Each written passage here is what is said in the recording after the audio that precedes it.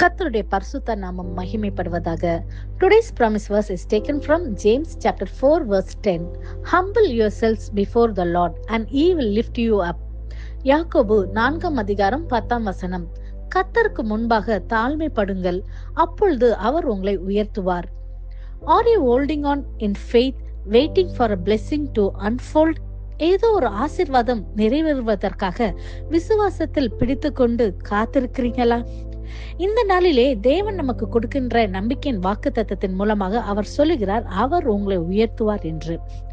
ஆம் பிரியமானவர்களே, இதை கேட்டுக்கொண்டிருக்கிற நீங்க ஒருவேளை உங்க வாழ்க்கையில ஏதோ ஒரு ஆசீர்வாதத்துக்காக, ஏதோ ஒரு உயர்வுக்காக உங்க வாழ்க்கையில நீங்க காத்து கொண்டு இருக்கிறீங்களா?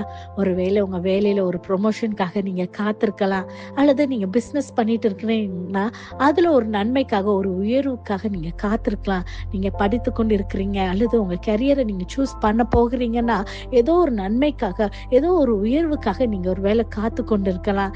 இந்த நாளிலே கர்த்தர் நமக்கு ஒரு நல்ல ஒரு ஆலோசனை அவர் கொடுக்கிறார். அவர் சொல்லி கர்த்தருக்கு முன்பாக தாழ்மைப்படுத்துங்கள், அப்பொழுது அவர் உங்களை உயர்த்துவார் என்று.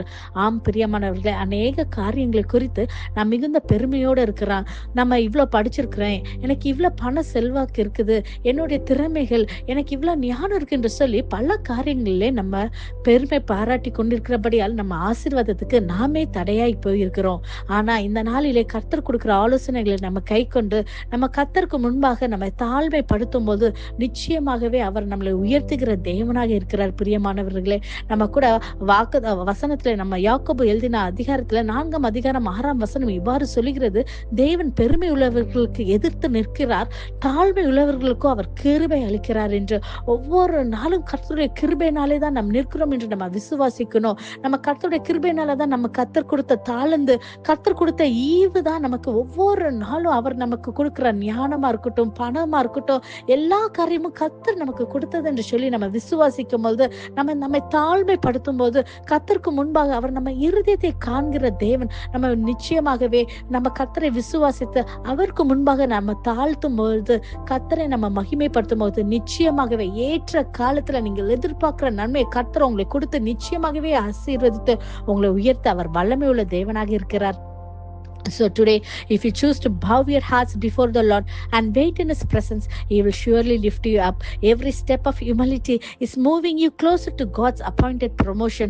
So stay humble, stay faithful. Your breakthrough is closer than you think. நம் கண்களை மூடி ஜெபிப்போமா? நேசிக்கிற நல்ல தகப்பனே, இந்த காலை வேலைக்கு நமக்கு நன்றி செலுத்துகிறோம் கர்த்தாவே. அப்பா, நீர் கொடுத்த இந்த வாக்குத்தத்த வசனத்துக்காய் நன்றி செலுத்துகிறோம் கர்த்தாவே. அப்பா, நீர் கொடுத்த எங்க வாழ்க்கையில கொடுத்த எல்லா ஆசீர்வாதங்களுக்காக, நன்மைக்காக, ஆண்டவரே உம்முடைய கிருபைக்காக உமக்கு நன்றி செலுத்துகிறோம் கர்த்தாவே. இந்த நாளிலும் கர்த்தாவே, எங்களை ஒருத்தருக்கு ஆண்டவரே எங்களை தாழ்த்தி அர்ப்பணித்து ஜெபிக்கிறோம் கர்த்தாவே. எங்களுக்கு இருக்கிற எல்லா பெருமையான காரியங்கள் ஆண்டவரே, எல்லா காரியத்தையும் நீர் மன்னித்து ஒரு விசையா நீர் இறங்கும்படியாக ஜெபிக்கிறோம் கர்த்தாவே. அப்பா, உங்களுக்கு முன்பாக தாழ்மைப்படுத்த ஒப்பு கொடுத்த ஒவ்வொரு பிள்ளைகளையும் கர்த்தாவே நீர் கனப்படுத்தி அவங்களை உயர்த்தும்படியாக ஜெபிக்கிறோம் கர்த்தாவே. பெரிய காரியங்களை செய்யுங்க ஏசப்பா.